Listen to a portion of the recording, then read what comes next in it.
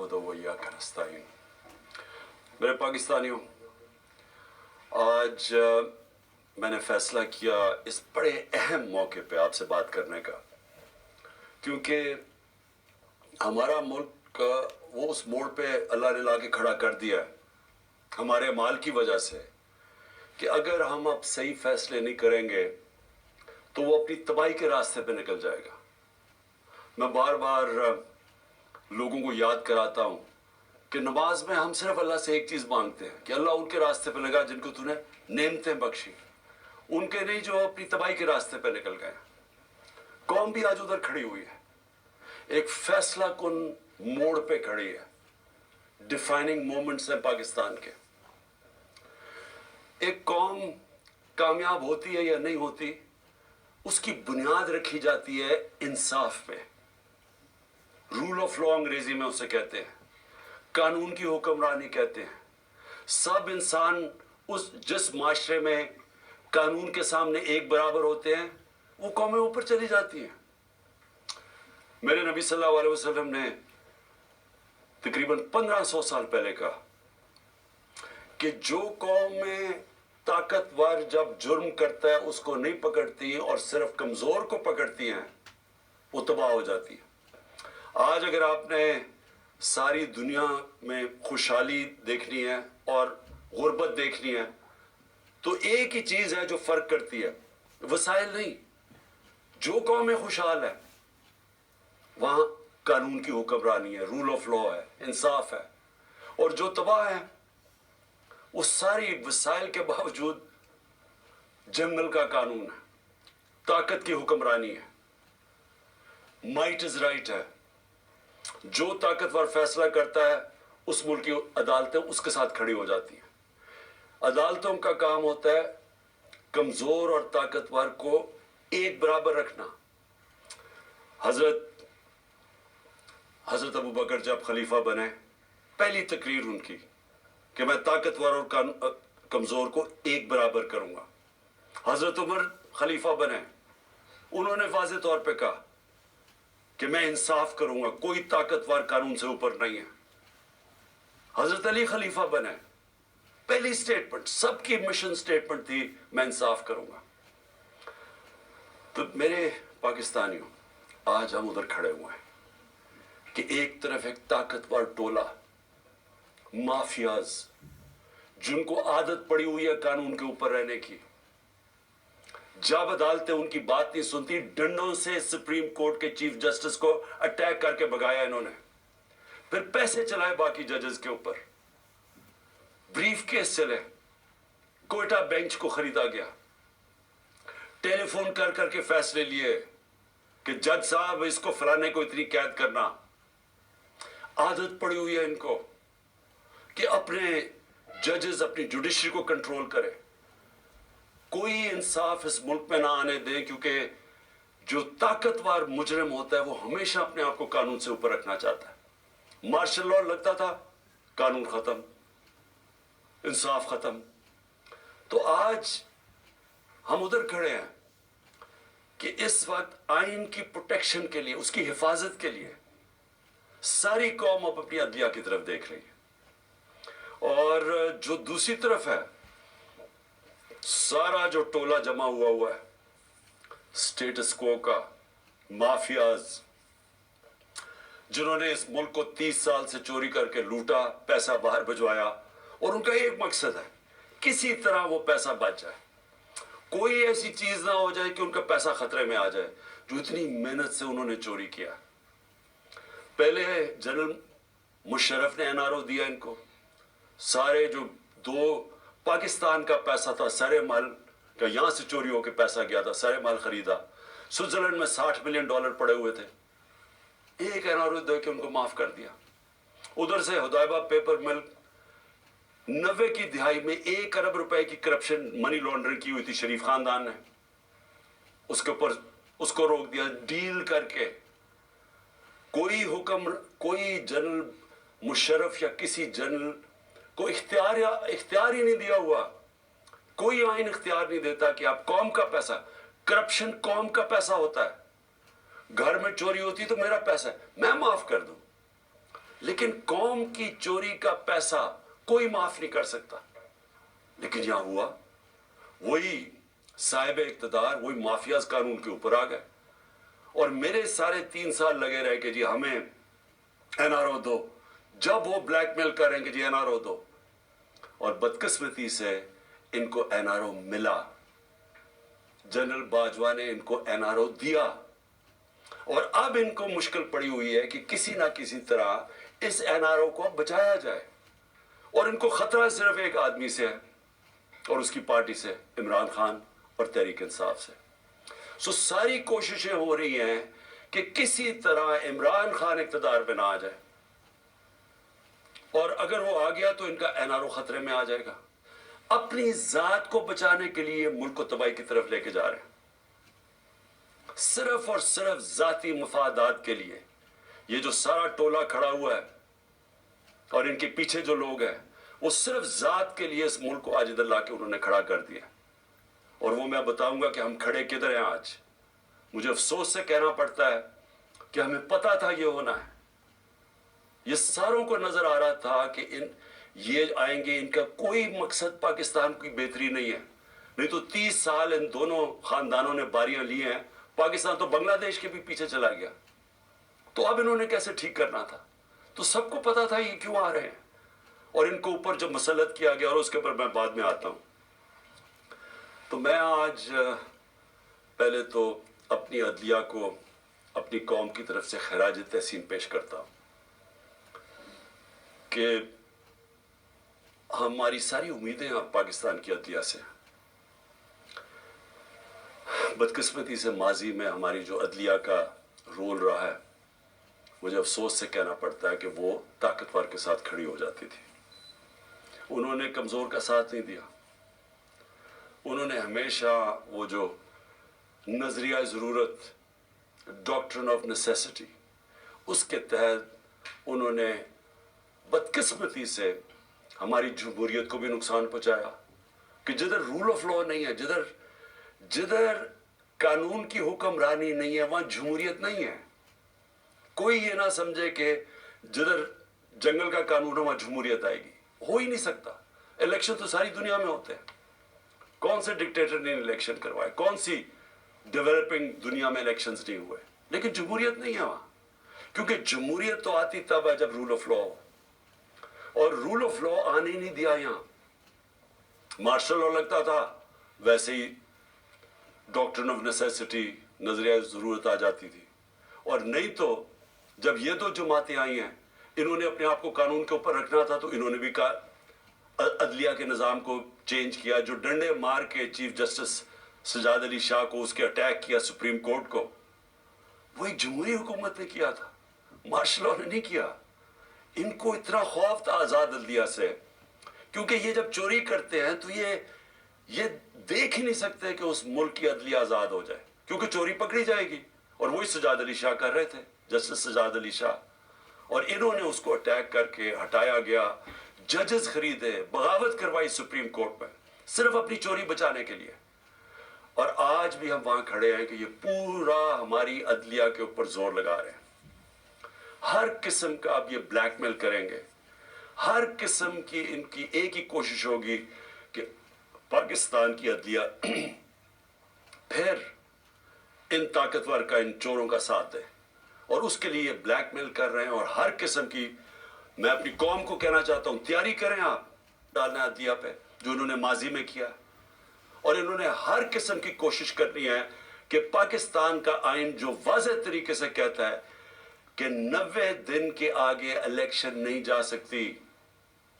90 دن کے بعد یہ 2 کیئر ٹیکر گورنمنٹس, ان کے اوپر وائلیشن ہوگی آئین کی. ان کے اوپر یہ بالکل ان کا جو 900 کے ایک دن کے بعد, 90 کے ایک دن کے بعد, 90 دنوں کے بعد, ایک دن کے بعد یہ حکومتیں غیر آئینی ہو جائیں گی. ان کے کوئی آرڈرز نہیں سننے چاہیے کسی بھی بیوروکریٹس کو, کسی پولیس والے کو, کیونکہ قانون ان کو, آئین ان کو اجازت نہیں دیتا. تو جو اس ملک کی, میں قوم کو صرف آج سب سے پہلے تو یہ بتانا چاہتا ہوں کہ اپنی عدلیہ کے ساتھ ہم نے کھڑے ہونا ہے. ان کو ہماری ضرورت پڑے گی. کیونکہ ابھی سے ہی ان کے خلاف سٹیٹمنٹس آنی شروع ہو گئی ہیں, ان کو پریشر ڈالنے کی کوشش کی گئی ہے. جبکہ آئین واضح ہے, اس کے باوجود یہ کہنا یہ کوشش کر رہے ہیں. اور یہ جو دو مافیا فیملیز اس ملک کے اوپر مسلط ہوئی ہیں, یہ سارا وقت ان کا یہ نہیں کہتی, ان کو شرم بھی نہیں آتی یہ کہتے ہوئے, یہ اصل میں یہ کہتے ہیں کہ ہم قانون سے اوپر ہیں. نواز شریف کہتے ہیں میرے سے بڑا ظلم ہوا ہے, مجھے نکالا گیا. 1.5 سال اس کے اوپر تفتیش کی گئی سپریم کورٹ, اس کے بعد جے آئی ٹی, اس کے بعد ثابت ہوا اس کی کرپشن کا کہ 4 لندن میں بڑے بڑے فلیٹ جو پینما کے انکشاف پہ سامنے آئے تھے, جو کسی ہم نے نہیں نکالے. انٹرنیشنلی ان کو اللہ کی پکڑ تھی, ان کے فلیٹ سامنے آ گئے جو ہمیشہ کہتے تھے ہمارے نہیں, ماننے پڑے ہمارے ہیں, اور عدالت میں بتا ہی نہیں سکے کہ پیسہ کدھر سے آیا. تو اس کے بعد جب عدالت نے ان کے خلاف فیصلہ کیا تو یہ نہیں کہ ابھی تک ثابت نہیں کر سکے کہ کدھر سے منی ٹریل گئی اس ملک سے پیسہ یہ فلیٹ خریدنے کو, ایک ڈاکیومنٹ نہیں دے سکے ثابت کرنے کے لیے. لیکن وہ کہہ یہ رہے ہیں کہ جرت کیسے پڑ گئی کسی کے ہمارے اوپر کیس کرنے کی, عدالتوں کو کیسے جرت پڑ گئی ہمارے خلاف فیصلہ کرنے کی. یہ اصل میں یہ کہہ رہے ہیں, اور ابھی بھی یہ کوششیں کریں گے, کیونکہ الیکشن سے یہ ڈرے ہوئے ہیں, عوام سے ڈرتے ہیں. پہلے کہتے جی ووٹ کو عزت دو, بڑی کیمپین کی ووٹ کو عزت کو, ہم جب پاور میں تھے الیکشنز کرواؤ, 3.5 سال میں سنتا رہا جی الیکشنز کرواؤ, اور اب الیکشن سے بھاگ رہے ہیں. کیونکہ یہ تب الیکشنز کروائیں گے, سب سے پہلے عمران خان کو ڈسکوالیفائی کرو, عمران خان کو جیل میں ڈالو, یہ نواز شریف کی شرائط ہے. اس کو وہ لیول پلینگ فیلڈ کہتا ہے. خود پکڑا گیا ہے اربوں روپے کے وہاں پراپرٹیز میں بیٹھا ہوا ہے, ثابت نہیں کر سکتا, عدالتوں سے جیل سے باہر بھاگا ہوا ہے جھوٹ کے اوپر. یہ شہباز شریف نے جعلی ایفیڈیوٹ دیا ہوا ہے لاہور ہائی کورٹ کو, کوئی شرم نہیں ہے اس کی. لیکن عمران خان کو جیل میں ڈالو, ڈسکوالیفائی کرو, تحریک انصاف کے لوگوں کو پکڑ دھکڑ کرو. شرمناک رول ہے اس ملک کی الیکشن کمیشن کا. میں نے کبھی اس طرح کی بے شرم الیکشن کمیشن نہیں دیکھی. ہر فیصلہ کرتی ہے یہ نواز شریف سے حکم لے کے, ہر فیصلہ کرتی ہے ہینڈلر جو پیچھے کہتے ہیں. 2 جو کیئر ٹیکر گورنمنٹس بنائی ہیں انہوں نے, ہم نے اتنے نام بھی ویسے دیے جو کہ غیر جانبدار تھے. انہوں نے جان کے ان لوگوں کو اوپر بٹھایا جو یہ لاہور کا چیف منسٹر بنایا, اس کو بالکل جو سب سے بڑا دشمن تھا تحریک انصاف کو, اس کو اوپر بٹھا دیا.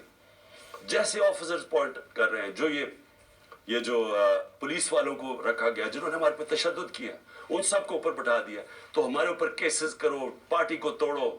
جب یہ سمجھیں گے کہ یہ بالکل گراؤنڈ تیار ہو گئی ہے ان کے لیے, تب یہ چاہتے ہیں الیکشن کرواؤ, اس لیے بھاگ رہے ہیں الیکشن سے. اور میں ویسے ان کو کہتا ہوں کہ جتنی بھی دیر آپ کر لیں رزلٹ وہی نکلنا ہے, جتنی دھاندلی کر لیں رزلٹ وہی نکلنا ہے. لیکن ملک تباہ ہو رہا ہے.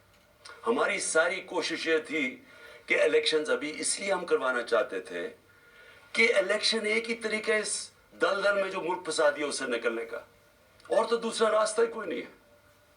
تو ہم اپنے ملک کے لیے اپنی 2 گورنمنٹس ڈیزالو کرتے ہیں اپنے ملک کی خاطر, کہ کسی طرح ہم جو یہ ادھر پہنچا دیا انہوں نے پاکستان کو, کہ اس ملک کی 75 سالہ تاریخ کے اندر کبھی ملک کا یہ حالات نہیں تھا جو آج ہے. کسی سے پوچھے یا چھوڑے کہ میں عمران خان کیا کہہ رہا ہے, میں چاہتا ہوں کہ کسی اکانومسٹ سے پوچھ لیں, کوئی غیر جانبدار لوگ ایکسپرٹس ہوں پالیٹکس کے, اکنامکس کے, ان سے تو پوچھے کہ کبھی پاکستان کے یہ حالات تھے. اور کوئی آگے روشنی بھی نہیں نظر آ رہی. جتنی دیر یہ بیٹھے رہیں گے یہ اور آپ ڈوبتے جا رہے ہیں. میرے پاس اعداد و شمار ہیں, میں یہ پھر سے اپنی قوم کو بتانا چاہتا ہوں کہ یہ جو حالات آج ہیں, کیسے اس ملک کا تنخواہ دار طبقہ اب گزارا کرے گا. اور ابھی شروعات ہیں, ابھی جو آئی ایم ایف کے ساتھ انہوں نے طے کیے کنڈیشنز, اس کے بعد جو اب لہر آنے لگی ہے مہنگائی کی, کیسے, میں تو ابھی بتاؤں گا جو آج حالات ہیں, ابھی مزید جو آگے ہوں گے وہ کیسے وہ برداشت کریں گے وہ لوگ. تو میں سب سے پہلے دوسری بات جو آج میں کرنا چاہتا تھا، ہمارے پرانے آرمی چیف، انہوں نے ایک صحافی کو ایک انٹرویو دیا اور اس نے پھر کالم بھی لکھی، اس میں اس نے 2-3 چیزیں ایسے کہی، تو میں صرف ان کے اوپر بات کرنا چاہتا ہوں کہ اگر ہمارے ملک نے اب اس دلدل سے نکلنا ہے تو پاکستان کو ایسے ہمیں چلانا پڑے گا جو اب تک ہم نہیں چلا پا رہے، اور اس کے لیے سب سے پہلی چیز ہوگی رول آف لا۔ جب تک ہم سب کو قانون کے نیچے نہیں رکھتے، جب تک آئین کے دائرے میں رہ کے ادارے اور لوگ کام نہیں کرتے، اس سے اب ہم نہیں نکل سکتے۔ میں پھر سے کہہ رہا ہوں، ایک ہے نعمتوں کا راستہ، وہ بالکل مختلف ہے، ایک ہے تباہی کا راستہ، اس طرف ہم نکلے ہوئے ہیں۔ تو یہ جو آرمی چیف نے، ایکس آرمی چیف نے باتیں کی، سب سے پہلے تو مجھے حیرت ہوئی کہ اس نے کہا جی عمران خان ملک کو تباہی کی طرف لے کے جا رہا تھا۔ میں نے عمران خان سے ملک کو بچانا تھا تو تسلیم کر لیا کہ اس نے فیصلہ کیا تھا گورنمنٹ گرانے کا، جو میں اور ساری قوم کو ویسے ہی پتہ ہے۔ لوگوں کو تو اب سوشل میڈیا کا زمانہ ہے، وہ آخری رات جس دن میں نے کہا تھا کہ کوئی رہ تو نہیں گیا، تو اس دن رات کو تو سب قوم کو پتہ چل گیا تھا کہ کون تھا پیچھے اس کے۔ وہ ارشد شریف شہید نے بڑی زبردست بات کی، وہ کون تھا، تو سب کو پتا تھا وہ کون تھا، لیکن یہ نہیں میں سوچ رہا تھا کہ وہ تسلیم ہی کر جائے گا کہ وہ میں تھا۔ اور اس نے کہا کہ بڑے برے حالات تھے پاکستان کے اور تباہی کی طرف جا رہا تھا، تو پہلے تو اس نے اکانومی کی طرف کہا، پھر اس نے فورن پالیسی کی طرف کہا کہ امریکہ بڑا ناراض تھا، امریکہ خوش نہیں تھا عمران خان سے، اور فورن پالیسی کا بھی وہ ایکسپرٹ تھا۔ پھر اس نے سیاست کی بھی کوئی باتیں کی، بڑا لمبی بات چیت کی، پھر وہ شوکت ترین کے اوپر کہہ دیا کہ اس نے اکانومی تباہ کر دی۔ تو اکانومی کا بھی ایکسپرٹ، پولیٹکس کا بھی ایکسپرٹ، فورن پالیسی کا بھی ایکسپرٹ وہ۔ دیکھیں یہ آگے جو میں ملک کو آگے کا سوچ رہا ہوں نا کہ ملک آگے کیسے بڑھے گا، دیکھیں یہ ایک آدمی کے پاس جب اتنی زیادہ پاور آ جاتی ہے، جو پاور اس جنرل باجوہ کے پاس تھی کہ سپر کنگ تھا، سب کے اوپر بیٹھا ہوا تھا، سارے فیصلے اس کے، گورنمنٹ تب تک ٹھیک، یعنی گورنمنٹ کے کام تب تک ہوتے تھے جب تک جنرل باجوہ فیصلہ کرے کہ ہاں یہ ٹھیک ہے۔ لیکن اگر میں عمران خان کہہ رہے کہ اس ملک پہ احتساب ہونا چاہیے، جو 30 سال سے ملک کو چوری کر رہے تھے، جن کے پرانے کیسز بنے ہوئے ہیں، سوائے شہباز شریف کے 2 ٹی ٹی کیس اور وہ جو اس کا ایف آئی میں مقصود چپڑاسی والا کیس تھا 16 ارب کا، اور ٹی ٹی کا 8 ارب، جو اوپن اینڈ شٹ کیسز تھے، ان کے علاوہ تو سارے پرانے کیسز تھے۔ لیکن جب باجوہ صاحب نے فیصلہ کر لیا کہ احتساب نہیں ہوگا، تو احتساب نہیں ہو سکتا، کیونکہ اس نے اس پہ تسلیم بھی کر دیا کہ نیب کو بھی وہ کنٹرول کرتے تھے، سو نیب بھی ان کے ہاتھ میں تھی، تو اکاؤنٹیبلٹی اگر وہ نہیں فیصلہ کرتے تو نہیں ہو سکتی، کیونکہ سپر کنگ ہے وہاں بیٹھے ہوئے۔ اس سے کیا چیز سامنے آئی کہ ایک آدمی کو جب اتنی زیادہ پاور مل جائے لیکن اس کو کوئی پوچھنے والا نہیں ہے، کوئی چیک نہیں کر سکتا۔ تنقید تو عمران خان کی ہوتی تھی ہر دوسرے دن، ہر روز ٹی وی پہ گالیاں سن رہا ہوں، تنقید ہو رہی ہے، پنچنگ بیگ تو میں تھا، پاور وہ لے کے بیٹھے تھے، فیصلہ جو کرنا ہے وہ، اگر وہ فیصلہ میں کوئی پالیسی وہ مانتے تھے تو وہ ہو جاتی تھی۔ اور خوش قسمتی سے کرونا کے اوپر ہم ایک پیج پہ آ گئے، کیونکہ ہم نے بڑا فیصلہ کیا کہ سمارٹ لاک ڈاؤن ہونا، ہم اپنے لوگوں کو تباہی میں نہیں ڈالنے لگے، کیونکہ اس کے پاس اتنی پاور ہے کہ وہ عقل کل بن گیا، ہر چیز کا وہ ہر فن مولا بن گیا۔ فورن پالیسی تو وہ جانتا ہے، اکانومی وہ سمجھتا ہے، شوکت ترین کے اوپر وہ کامنٹ کر سکتا ہے کہ جی وہ شوکت ترین نے یہ کیا تو وہ کیا۔ آپ کو پتا کیا اکنامکس کا، اور آپ بتائیں نا کہ اب جو اکانومی پہنچی ہے، آپ اس کے کون ذمہ دار ہیں؟ اور پھر پولیٹیکل سچویشن کے اوپر وہ بات کر رہا ہے کہ جی فلانے کو چیف منسٹر ہٹا دو تو اس کو لگا دو، جس کو لگا رہا ہے وہ لینڈ مافیا کا حصہ ہے، اور اس کو لگا دو، فیصلے سب کر رہا ہے، لیکن ذمہ داری کوئی نہیں ہے۔ ذمہ داری عمران خان کی ہے جو کہ پنچنگ بیگ بنا ہوا تھا، तो पहले तो पाकिस्तान ने जो आगे बढ़ना है, ये इसके ऊपर हमें सोचना पड़ेगा कि ऐसे मुल्क, पाकिस्तान या कोई और मुल्क ऐसे आगे नहीं चल सकता, और सारों को आइन के बीच में रह के चलना पड़ेगा। अगर हमने इस मुल्क को बचाना है इन हालात से, तो ये सिर्फ कोई इकोनॉमी का माहिर नहीं बचा सकता। ओवरऑल जो पॉलिटिकल इकोनॉमी कहते हैं, इस मुल्क की गवर्नेंस सिस्टम कैसे ठीक करनी है। सबसे बड़े जो हमारे पाकिस्तान को जो इस दलदल से निकाल सकते हैं वो है ओवरसीज पाकिस्तानी। अभी हमें बड़ा फख्र था, तुर्की में हम पढ़ रहे थे कि एक पाकिस्तानी ने $30 मिलियन दिए, जो बड़े मुश्किल इम्तिहान से हमारे तुर्क भाई गुजर रहे हैं जिधर से जलजिले की वजह से।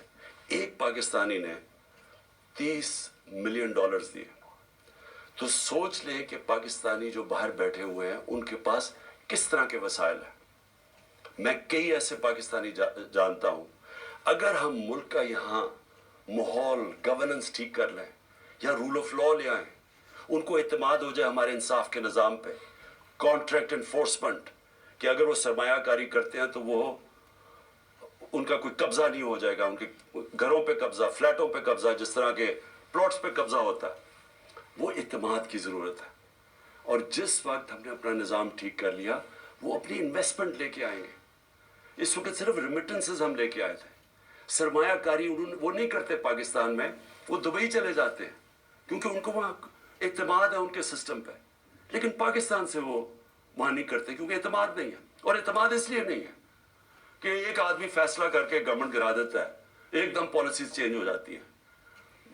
जिस मुल्क में सर्टेनिटी नहीं है, पॉलिटिकल सर्टेनिटी नहीं है, वो कभी भी उस मुल्क में वो उस तरह की सरमायाकारी और खुशहाली नहीं आ सकती। तो हमने पाकिस्तान को जो निकालना है, उसमें हमने अपनी इकोनॉमी ठीक करने के लिए सबसे पहले अपना गवर्नेंस सिस्टम ठीक करना है। एक सर्टेनिटी लेके आनी है, एक प्रेडिक्टेबिलिटी जो अंग्रेजी में कहते हैं, यानी जो आज सरमायाकारी करे उसे पता तो चले कि मुल्क आगे 5 साल किस तरह जाएगा। उसके लिए सबसे पहला कदम साफ और शफाफ इलेक्शन है। जब तक हम साफ और शफाफ इलेक्शन नहीं करवाते, मुल्क के अंदर इस्तेकाम नहीं आता। जब तक पॉलिटिकल स्टेबिलिटी नहीं आती, इकोनॉमी स्टेबलाइज नहीं करती। और कोई मुझे आज बता दे कि इसके अलावा कोई हल है। हमारा मसला ये है कि हमारा पाला पड़ा हुआ उन लोगों से जो मुल्क का नहीं सोच रहे। इनके पैसे बाहर पड़े हैं, इनकी अरबों डॉलर बाहर पड़े हैं, इनको कोई फिक्र नहीं है कि अगर पाकिस्तान नीचे जाता है तो इनको कोई नुकसान नहीं होता, क्योंकि इनके डॉलर तो ऊपर जा रहे हैं रुपए के मुकाबले में, इनको कोई फर्क नहीं पड़ता। लेकिन जिन पाकिस्तानियों का जीना मरना पाकिस्तान में है, उनको बड़ा फिक्र करनी चाहिए आज कि इस वक्त हम जिधर खड़े हैं, ये हमारी इन पॉलिसीज और इन लोगों ने, माफियाज, अपनी चोरी बचाते बचाते हमें घुटनों पे ये ले आए।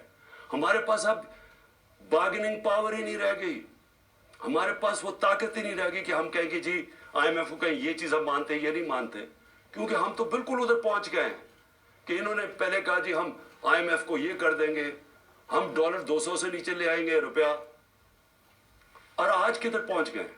क्योंकि इनके पास कोई रोड मैप नहीं है। रोड मैप है, वो शुरू होगा साफ और शफाफ इलेक्शन से, जिससे ये लोग भाग रहे हैं और इनके पीछे जो लोग बैठे हैं वो भी अपने मफादात के लिए इससे बच रहे हैं। कौम को मैं आज कहना चाहता हूं कि देखिए, ये असल में हकीकी आज़ादी की हमारी जद्दोजहद है। हम अपने मुल्क को कानून, इंसाफ दे के, फंडामेंटल